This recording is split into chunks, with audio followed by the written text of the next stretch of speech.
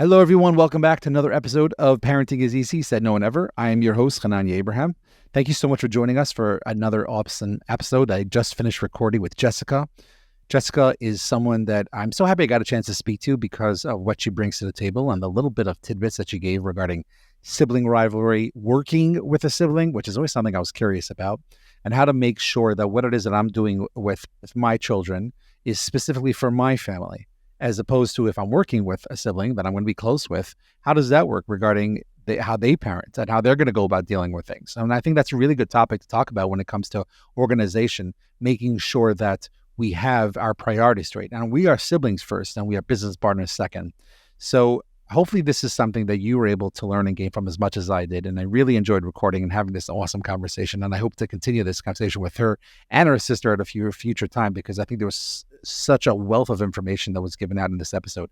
As always, please like and subscribe wherever you listen to podcasts. And if you have any questions or concerns, and I really, really appreciate everyone that constantly reaches out on either social media, or you can send us an email at parentingiseasy@gmail.com, whether it's questions on this episode, any other episode, or maybe future topics or ideas when it comes to recordings or solo episodes. We look forward to hearing from you. Enjoy the episode. So, Jessica, there are a few different things I really wanted to get with you to talk about today, but I think one of the main things that I know I personally could use some advice on in a certain way, but at the same time, I think for us to talk about is working with family members when it comes to also being a parent and having to juggle so many different things on our plate at once. So let's break it down with being a parent and then also working with a sibling that is also a parent. And there could be so many different things, from whether it's competition or playing that he said, she said type games when it comes to how to go about things, or sometimes we can have siblings that may do things a little bit different than us when it comes to parenting. And I'm curious, how is that something that you and your sister, or maybe some other siblings as well, that maybe work with and deal with in your life? Yes, it's such an interesting dynamic to work with a sibling. And I've heard that it's not for everyone, but in our case, it works. And there's a few reasons why it works. I think that you hit on a good challenge, which is that we're both also moms, working moms. And so I think when you're working with somebody else who's also a parent, you have to allow for a little bit of grace in that regard. Everybody knows that there's going to be a day where something comes up, whether it's an emergency or like a little micro emergency that wasn't expected. And to be able to have that grace and know that it's going to be your turn the next time and that everything is still going to be able to get done. I think that's something that I often see with working moms, is that we will juggle around our days in order to get somewhere, do a pickup, and then we're sending out those emails that we didn't get to, later that evening. So we find a way to get it all in. I think for sure. Yeah, I think with anybody you work with, obviously trust is the number one factor. And so I think with a sibling, we do have an inherent level of trust in that we grew up together. We have a shared sense of, background and values. And so when we created JAM with this mission to help parents, we already knew we were very mission aligned in that way. Our values really lined up in that way. I think what's helpful, though, is that we have very different skill sets. So I kind of come more from the storytelling side, the marketing side, the business side, and my sister really comes more from the software development side. So it's really easy for us to be able to trust and defer to one another if we're talking about something with our GM product and, how we're dealing with that. I know Amanda has that expertise. And then vice versa, if it's something with how maybe we should move forward with in the business, my sister will say to me, well, what do you think? What's your gut feeling on this? And we really know to trust each other in that way, kind of defer to each of our backgrounds and expertise.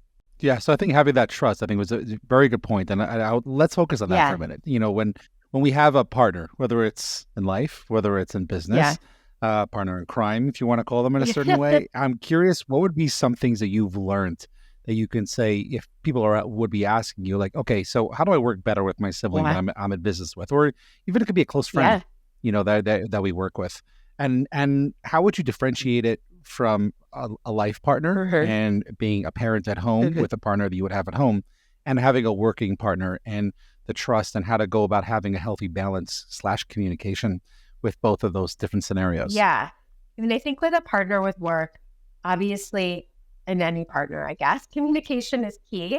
But I also think there's something to be said for understanding kind of how the other person works under stress and giving the benefit of the doubt to them in those cases, or making it easier for them. I think the nice thing about a partner is that it allows one person to be the more stressed out one in certain cases, and then the other one can kind of take the lead, and then vice versa. So I think as long as you are aware that you're taking turns with that, and everybody feels like they each get that turn to kind of be the one who's maybe a little more stressed out and the one who's a little bit more willing to step up and take care of things, then I think it really all works out. I also think, just like I said, giving the benefit of the doubt of this person is equally as committed to our business, to our endeavor. I think a lot of times breakdowns can happen in partnerships when it seems like something is unequal in some way. And so if you're even starting to feel a hint of that, to be able to have a conversation where you're saying, I don't think this is what it is, but I don't want it to get there either. So let's talk about things. Yeah. So I know, like in my practice, I know something that we talk about a lot when, let's say, parents are coming in and saying that, our communication with a teenager is not going so well. And I think there are two ways to work with that. One is working specifically just with the parents, and sometimes also bringing in the child to be able to say, okay, so what's your point of view? And both sides have a point of view.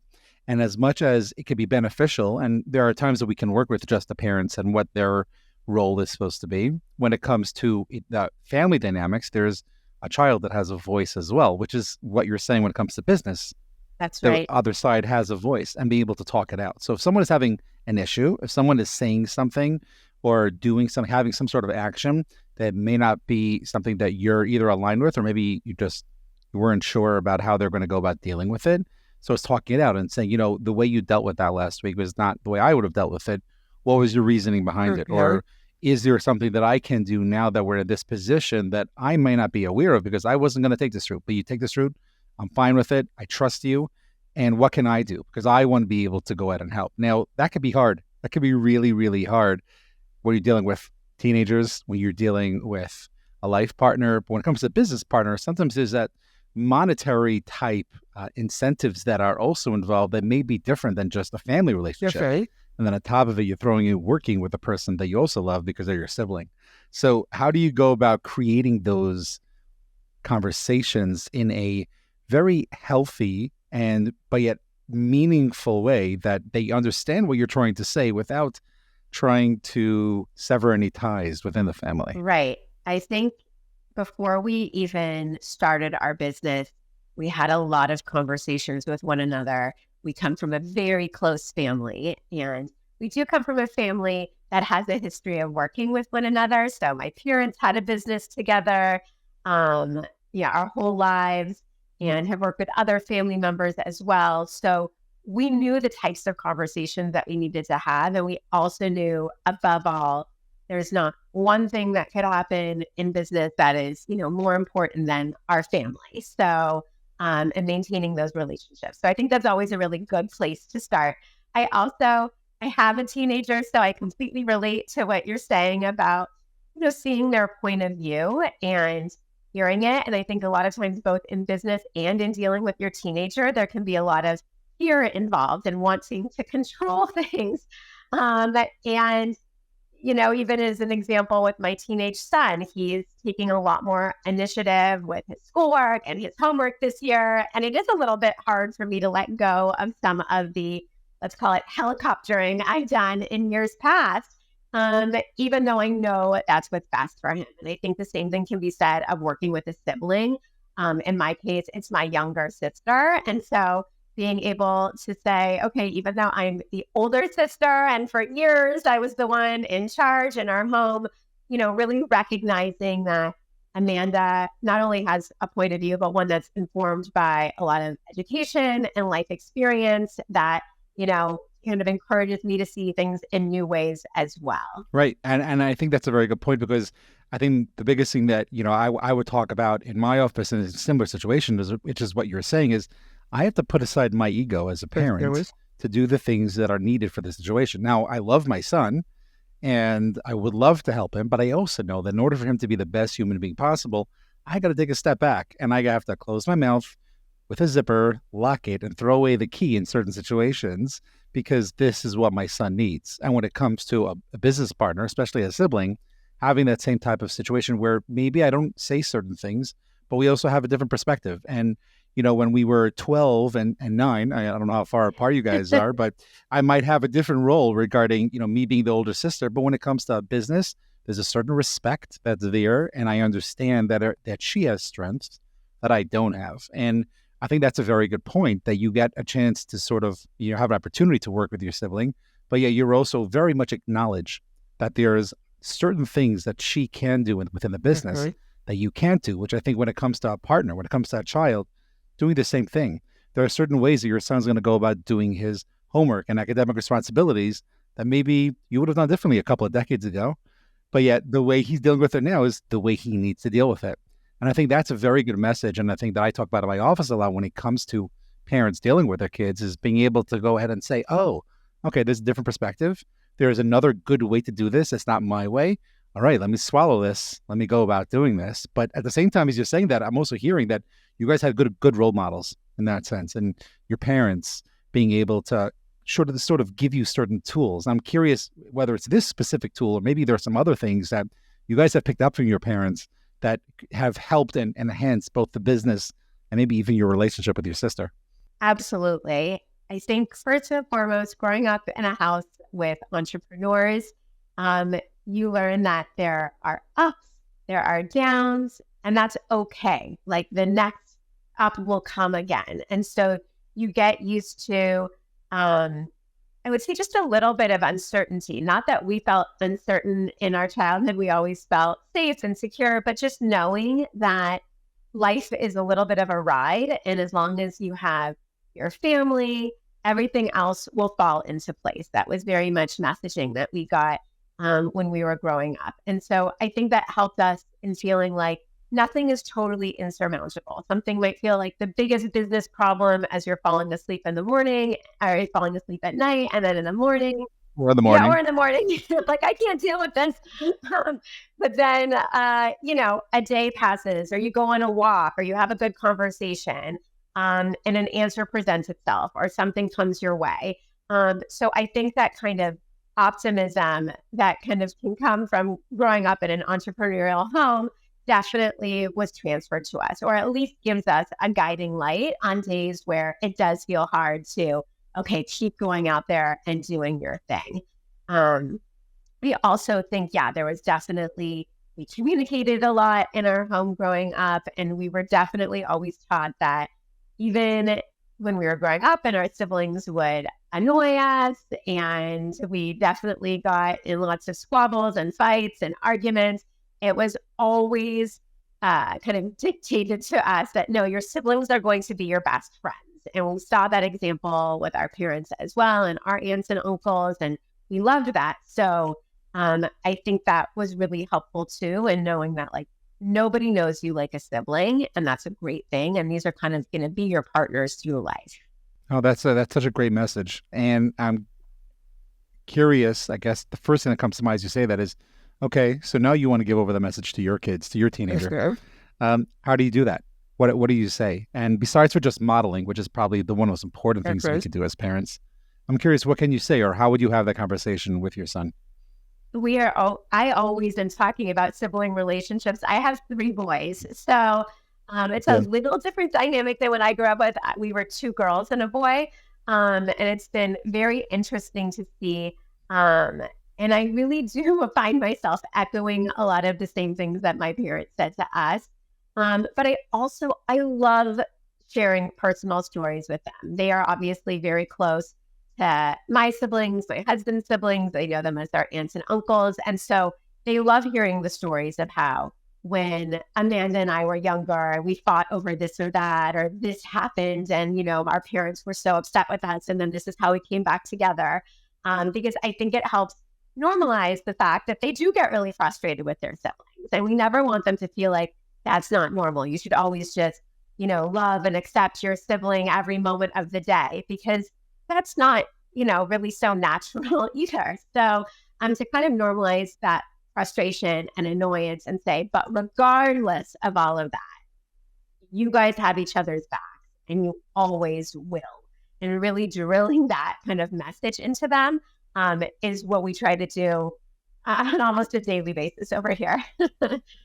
And it's so important. I think those constant reminders, I think some things that we might take for granted, just having that little bit of a reminder constantly. Obviously in the therapy world, we call that being mindful and trying to do things a certain way. But I think it's just that, just being able to know that, hey, I'm doing certain things right now that are beneficial to the relationship. Right. And I might do certain things that might not be beneficial to the relationship because of the way I'm talking, the way I'm acting, acknowledging that, talking about that. I love storytelling. I think it's one of the best things we can do for our kids. It makes things relatable. And I think it's important for parents to realize that it's not necessarily the story that I might think is the best one ever. My kids will be like, okay, that's just another Tuesday. Right. And then it could be this one little story that you mentioned about some family trip and how you guys had to share rooms and who got what bed and what was able to give up a better bed because the other sibling was crying about it. And they're like, that I can relate to that one. That could be something that, that can be beneficial to me. And it's very possible as well. One story that you might say, your sister might say very differently to her kids. And they might have a completely different perspective of the same exact story. And that's okay. Right. Because it's two different people. Right. And I think as long as there's a respect to that, and even if the cousins speak to each other and hear like, oh yeah, well, mom told me that story completely different. She said it was your mom's fault and how you went about doing things in a certain way. And that's okay. Right. There's nothing wrong with that. And you said those words first, but I know it's something I talk about in my practice a lot and those 3 words are really important. And if I could just, tattoo that on everyone's forehead, I would love to do that. And that's okay. There are things that are going to happen. And there are things that are going to happen that we don't like, whether it's in business, whether it's as a parent, and for us to be able to understand that there's a certain way of communicating that as much as we want to have a standard for, things are going to change. Right. Tuesday of October is going to be different than Tuesday in August or January. And that's just the way things work. And obviously, as a business partner, you understand that better than most people in that sense of doing that together with a sibling. Yeah. So then you could have something going on at business, but then there could be some family get together. Yes. And you have to switch your hats. Yes. Now that's not easy to go ahead and take off one hat and put on another hat and have the same relationship with the person, but just with a different perspective. Right. What would you say to someone that is in a similar situation that is looking to make sure they keep those boundaries set, but at the same time have that family reunion with a full smile and actually have a meaningful family reunion? Yes. No, that is such a great question. It is something that's come up both between my sister and I, and also in the past, when our family has worked together before too on a wider scale. And I think first and foremost, I do think unless it's something so drastic, it is important to show up to that family reunion and to really put aside the business of the day and to recognize these are 2 different facets. Yes, they blend. Yes, they meld. But kind of like we were saying before, at the end of the day, the fact that we are a family is the most important thing. And so the business will go up or it will go down or it will survive or it will fail or we'll make $1 billion. But it doesn't matter. We're still going to be siblings. We're still family. And we have to always continue to nourish that part of it. So I would say, there is some benefit in taking space when you need it. So if it's a moment where you're like, this will not go well if I show up, I need an hour to myself. Maybe I'm going to show up late or maybe I'm going to skip out on this one, but come to the next one. I think there can be value to that because then you're not maybe escalating a situation that doesn't need to be escalated at all. But I think for the most part, with us, we've been able to have an argument on the phone about something with business and be like, okay, I'll see you at mom's house tonight. We know it will all be okay. Right. And that goes back to those 3 words, and that's okay, because we're in a place where we have different points of view, but like you were saying before, having that initial conversation before the business took off and was even a thing, whether it was online or paper, there was that conversation. Yeah. And it's having that where, hey, we're sisters, and that's first and foremost. And that is the most important thing. Whatever happens to the business is completely secondary, which is, I think, a great message for parents to be able to have with their kids. Because come what may, no matter what, you're my child and I'm here for you. And I disagreed with that drastic decision. And I'm going to let everyone use their own imagination for what a drastic decision for a child can be. I don't want to say anything because I don't want to give anybody ideas. Right. But at the same time, there's going to be things that we don't like that our kids do. And our job as a parent is to make sure, hey, I'm here for you no matter what. And one of the things that I like talking about with parents as we're going through a situation like that would be like, okay, and this is we are having, let's call it date night with a child, can be very, very beneficial. Let's say you're going to be going out to ice cream Saturday nights and it's just you and them. And they did something that Friday night that was on that top tier list of the worst things that child can do. And it's very important for the parent, and I talk about this in my practice a lot, do not cancel that Saturday night ice cream because you still have a job to be a parent. And just because you did something that I despise and it's against our core family values and everything, but you know what? I'm still your mom and I still have a job to do. You know what that is? That's to be there for you. So let's go out for ice cream. And automatically that sets the tone is I could be mad and I could be sad about what you did, but I still love you. And having those conflicting emotions at the same time could be very difficult, especially if it's something that is to your core. Forget about the monetary loss might have happened or whatever else, but even to the core values of what the family system is, it's against everything that we hold and what we're about and what our values are. But I'm still your mom, and we're still going to do this. So that can be really hard because I have no interest of going out with this kid right now. I have no interest of having ice cream right now, let alone being in the same car as them. Yes. How can a parent make sure that they're keeping to their priorities, even though every bone in their body is telling them, no, don't do this, but they have to? Yes, I know. I so relate. Not only do I have I have a 14-year-old, I have a 12-year-old as well. I think that's actually even a tougher age than 14. And it's just a lot going on. And I completely relate to that moment of, I am so frustrated with you. I'm so angry about what just happened, but also I need to be your mom. I need to feed you dinner. I need to, make sure you have what you need for your game the next day or school the next day or whatever that may be. And I've always kind of felt like it probably, in agreement with what you're saying, there's other ways to implement a consequence for, behavior or decisions that are not aligning with the values of our family, but kind of taking away access to mom and dad is not one of them. If anything, they should have more access to mom and dad in those moments, or to parents in those moments, or trusted family members, because those are the moments to talk and to, move forward and figure out what mistakes were made. Beautiful. Yeah, very, very well said. And you maybe actually think of my high school principal, who's unfortunately not with us anymore. But one thing we always said about him is that he didn't always like us, but he always loved us. And which I think is the job of a principal in a certain way. I went to an out of town small high school where everyone boarded, and the cook, not only was he not the best, but there wasn't always food. But so he made sure he would bring us food from his house all the time, and it was an amazing experience. Looking back at it now overall, and there were times where people were skipping school or doing certain things, and they missed kitchen hours, so to speak, and he would be livid and going upset. Then he'd be like, "Do you have supper?" And in the same sentence, and you're like so thrown off by it, like you're about to send me home because I just skipped, but yet you also make sure I eat. But like that's who he was. So it's like it was always someone that and I think that's our job as parents to make sure is that yeah, I am so livid at you, but you didn't eat. Right. Okay, so let's get food. Yeah. Let's go. Let's take care of that. And I think it sets the tone for the relationship so much more, like you were saying. I think it's going to be so beneficial, which also come back to that entrepreneurship you get from what you see. Yeah. And that sounds like that's something that's really been within the family in the bloodline for years and years, that you've been able to sort of bring into your own family and stuff, which I think is so beautiful over here. So you started talking a little bit about jam and about what it is, but it's not something that we're that familiar with here and on this podcast. And I guess besides talking about what it is, but I'm curious also as you start talking about it, where did the actual idea itself come from regarding something that you were missing in your life, that this is something that, oh, this is going to help?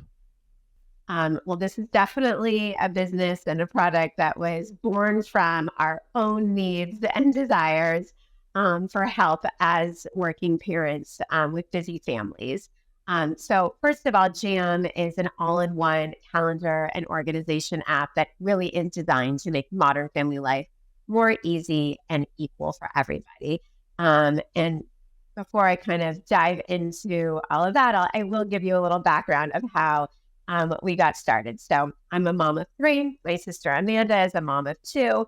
And maybe a little bit after her second child was born, she was over at my house one night and she's asking me, how are you and Josh, my husband, how do you guys communicate about everything that needs to get done? You know, the scheduling and the to-dos and, oh, we need to buy this before tomorrow. And she goes, we feel like we're drowning over here. What?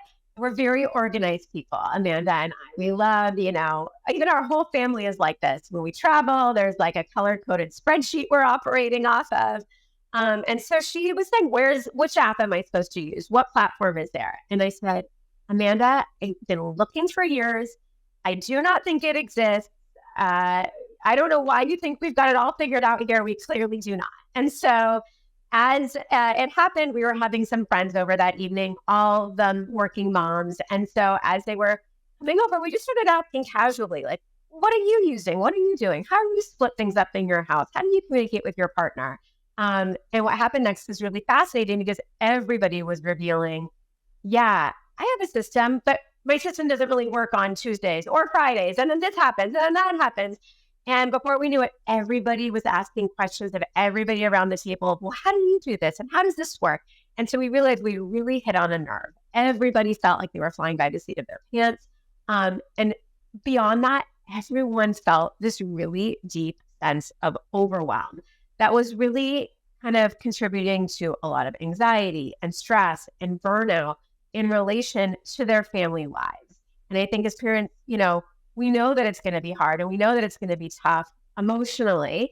But I think we also want more of those moments of being able to be present, to be able to have joy with our kids and not feel like it's just one racing through the to-do list of the day every single day, or, oh my God, I forgot these 5 things. So my sister has a background in software, and we started chatting about, okay, if we did create a product for families that would really help everybody get on the same page, a central hub where all the schedules live, all the to-do lists, all the shopping lists, and where our kids could really see and access it as well, to really empower them to be more responsible for, what do I have on tap tomorrow? Okay, I need to pack my bag. It needs to be by the front door. What would that look like? What would it feel like? Where do tools that are out there right now, like a Google Calendar, where does that really fall short for families? And where can we improve upon that? And we started just building it and wireframing it. And the more we built, the more excited we got. We said, oh my gosh, we need this product. And so we decided, let's do it. And that's how Jam was born.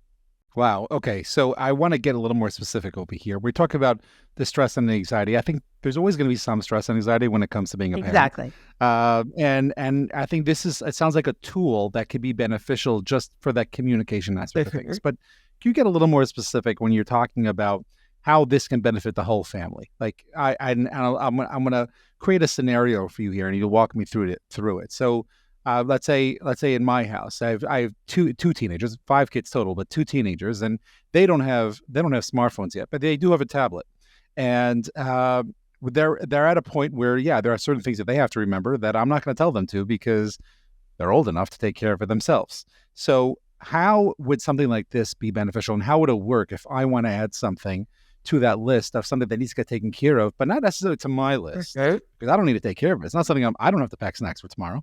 I don't have to remember to pack my cleats because I don't have football practice tomorrow.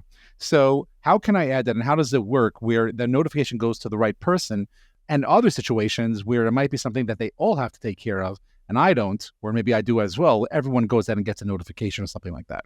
So you're talking about permissions and notifications, which are two of our favorite things. You're exactly right. We have different permissions for different family members. You can choose if your child is a little kid, a big kid, or a teen, which gives them just a little bit more oversight and ability. And you're absolutely right. You can do it on a tablet, and you're allowed to, as a parent or an adult in the family, you can add things to their to-do list. You can delegate. You can delegate to more than one person. So often I'm assigning things to my two oldest children. Okay, that's your kind of bigger chore for the weekend. You can also, when you're creating an event for them, like let's say you get an email from the coach, they're maybe not even privy to that email. I think that's kind of the hard thing of modern family life. There's a lot of communication, but it's not always going to the right people. And so, great, you can forward that email to Jam. It ends up on the calendar for them. They receive a notification. And even within that event, it will oftentimes, there's room for you to fill out what to bring or what to do. But when you send events to Jam, we also, through our software, will add helpful items of what you might need to do or bring. For example, if it's a soccer practice, it will recommend bring your cleats, bring your water bottle, maybe bring sunscreen. And if there was something specific in that email, it might mention that too. Oh, it said to do, you're going to have to get that waiver signed. So it's a way to kind of put all that stuff that comes at us all day long as parents through emails and WhatsApp messages and all the rest of it onto a central platform. And I think in, generations ago, before the digital era, it was almost easier for a family to track things. There would be maybe like a desk in the kitchen and one paper thing, and there wasn't so much going on either. And so kids could look and see, oh, that's me. That's what I have tomorrow. Or there's an invitation on the bulletin board. That's a birthday party I'm going to this weekend. Nobody is sending out these paper invitations anymore. The kids have no idea until they wake up in the morning. Oh, I'm going to a birthday party. And that's disorienting for them. They don't like that, even if it's something fun. So being able to, even as a family, even with our younger kid, look at Jam together and say, let's look at your week. Let's see what you have on Monday, on Tuesday, on Wednesday, or even my youngest son, who's 10, loves to do that almost as a bedtime ritual. What do I have tomorrow? And we'll walk through it. It's just, I think, very helpful to everybody. And it does make us feel like we're operating more as a team. But to your point, yes, you can delegate, you can assign, and when you do, your child gets a notification, this was assigned to you, this is when it's due. And then when they do it, you can get a notification as well if you would like. That sounds like something that we all need, Yeah. and I'm sure that's something and that's where you and Amanda came up with this idea from. Does it specifically have to be where I am forwarding, whether it's an email or a message to Jam? Or is there a way to sort of add Jam to some of these email lists so that they can just get it directly? Very smart. That's what we're working on for the future. Exactly. Where Jam can just kind of hone in on those emails, or where that can be what almost your school or your organization can send to for you. And then it just automatically populates onto the calendar. We've discovered as we started this company, just how many ways families are getting information. Through email, through apps that are just specifically about the one sports team one of your kids is on, but they use a different app for the other sports team. And so basically you can send everything to Jam. You can sync all of that to Jam. We are realizing how many families are operating off so many different frameworks that don't talk to each other. And that's where a lot of confusion and stress and frustration sets in. And so with Jam, we make it really easy to say, no, everything lives here. It's the single source of truth for our family. Just check Jam. It's in Jam. And then everyone can breathe a little easier. What would be something that you could say you've learned about communication within the family dynamics from working on this project with your sister? More than just a project, but that you worked this with your sister that, before you guys started, you didn't realize. 100%. We talked to thousands of families and parents when we were designing Jam and in our beta period. And what we have seen across the board is that every family thinks every other family has it figured out except them. And they are always, we would personally onboard our beta users in the beginning, and they would be like so embarrassed, like, oh my God, I know it's so bad. Like his calendar isn't up to mine, and we never know what's going on, and we don't even have a to-do list. And like, no, we know. everybody is, and we don't know our passwords. Like nobody knows their passwords. Nobody's calendars are talking to each other. It's okay. Everybody is doing this. And they would be floored. So I think everybody feels like, oh, that family next door has this level of organization that I can only aspire to. But really, everybody is fighting through this together, and is having a hard time with the communication because it really is just so much information coming at it. When you start actually breaking it down and seeing it, which is what we did creating Jam, you go, oh, no wonder everybody feels like this is so hard. This is way too much to just be processing manually on our. Right. And, between all the doctor's appointments and, like you said, multiple apps of Yes, communication that different schools or teams yes, or AAU teams might be implementing. And then we also have our own personal stuff, our work yes, stuff. As a therapist, I'm not going to be putting my work schedule. I think I have 4 different Google calendars that I have to keep separate right, that I can see all together at once. yeah, But my wife can't see it because yes, she can't see the client I'm going to be seeing. And yes, for sure, not showing that to my kids. yes, So it's like there has to be some sort of way I can give over, hey, do not disturb during this time yes, because I have these type of appointments. yes, And there are different things that, I can get to that I could do and can't do, but I can't give you the names because I also have confidentiality. So, there are certain things of how to go about, going this communication that I think could be really, really helpful. How about your sister? Has there been anything that, you talk about her having 2 kids, you having 3 kids, that as a family, the two of you have sort of seen or maybe grown with or through because of this experience that you guys have had? So I think that it's interesting because my kids are a little bit older. And so I'm, usually the one giving Amanda advance warning of the next phases that she's about to go through. But I have boys, she has girls. It's been really interesting to see how our families have navigated using Jam. And I think seeing the way that my kids have started becoming more empowered, more responsible. And then so her daughter's only 5, now 6 years old. And seeing how Mari, based on seeing her older cousins, like, no, I want to look at Jam during breakfast too. I want to know what I have going on. So I think like overall, we've seen just tremendous responsibility. And also, I think one really amazing thing, we've seen a lot of pride from our kids. Like they actually love seeing that their moms are working together and doing something that is trying to help families. When we go out and about, our kids are our biggest salespeople. I mean, they will literally in the aisle of Target say to a mom, "Oh, do you know about Jam?" So I think that's been also really great to see because I think we always, as parents, struggle with guilt, and especially mom guilt. If you're working, are you taking away time from your kids? And so to see that, yes, I'm sure there's times where there's frustrated that I had a meeting and I couldn't just, tend to their every need. I think they also have a lot of excitement and pride in seeing that their mom is working on something and feeling like she's doing a good job at it and feeling like, she's trying to put something good out there in the world too. Yeah, that makes a lot of sense. And I think it sounds like, well, when parents see their kids have this sort of reaction, I think it's a sort of a compliment to them that, let alone 2 business partners, siblings. But when a child is going to be your best advertising, that means you're doing something right because, you not only, it's not like, oh, yeah, my mom does this. Mm-hmm. It's more like, mom does this. And that sort of changes the dynamic, sort of like what we were saying before is when we still go out for ice cream with our child. So it's like, oh, my mom has my back. And something we talk about on this podcast, I talk about in my office a lot. We want to create an environment for our kids where no matter what's happening in life, they have the reaction of, I can't wait to tell my parents, instead of, oh, I don't want my parents to find out. Yes.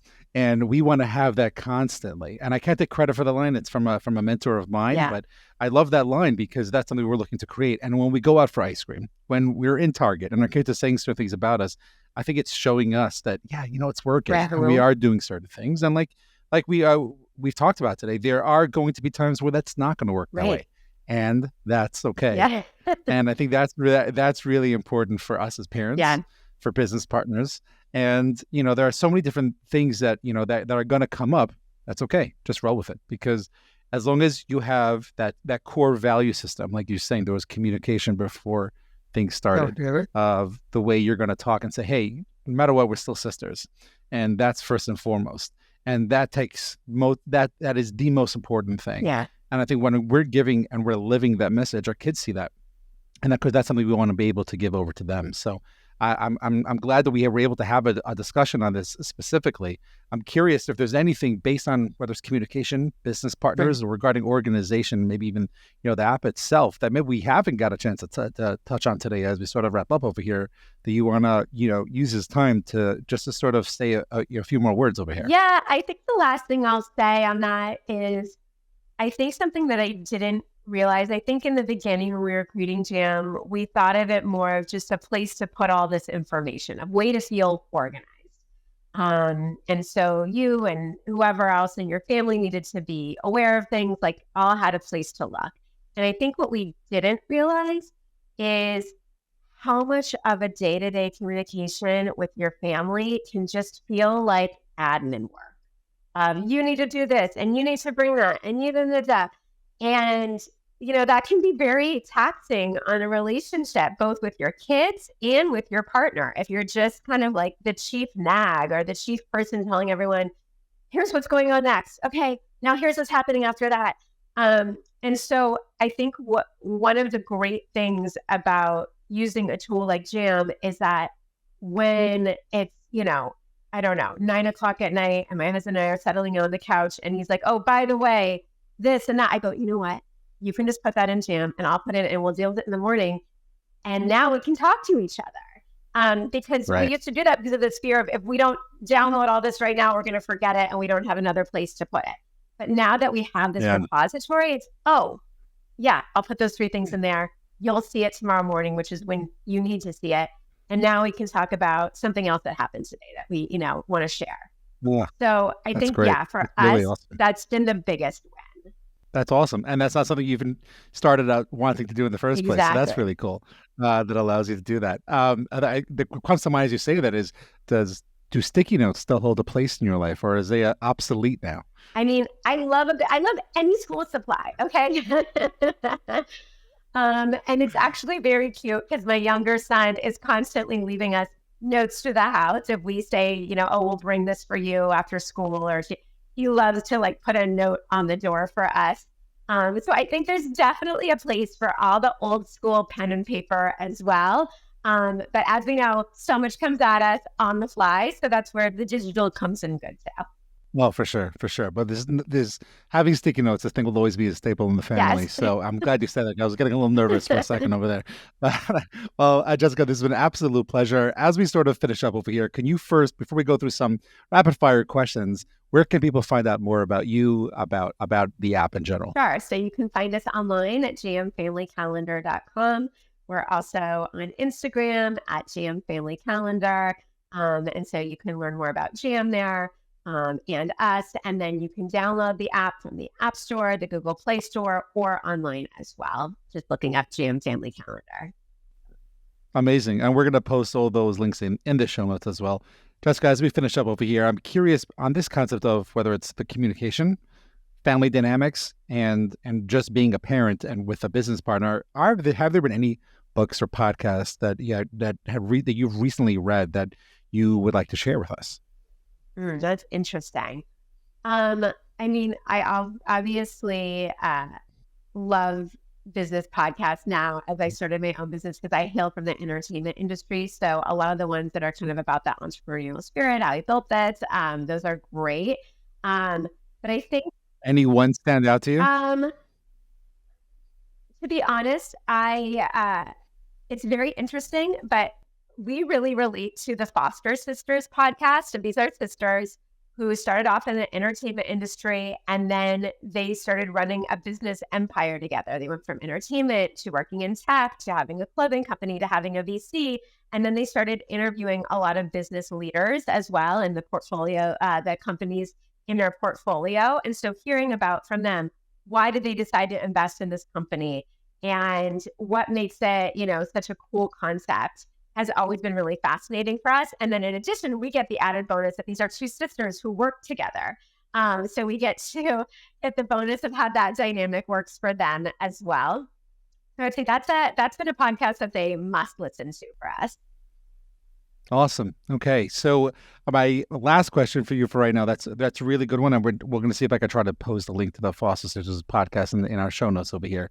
If you can think of yourself, and maybe I'll ask you, not want you to answer for Amanda, but since she's not here, we'll have you answer for her as well. If you could think of an everyday superpower that you would like to have as a mom, it has to be an everyday mundane superpower. What would that be and why? Oh, wow. Okay. I mean, I love efficiency, so I feel like it has to do something with that. Um, Although maybe actually I should do the opposite and say the ability to just quiet my mind and at the snap of a finger and be completely present is probably actually the real superpower that I need. Okay, yeah, I think we can all use that. And how about your sister? Then I would say my sister probably wants the superpower of Amanda can get overwhelmed sometimes. And so I feel like she wants the superpower of, nope, I'm going to get in there with all the noise and all the craziness, and I'm going to be in the center of it and loving every minute of it. Okay.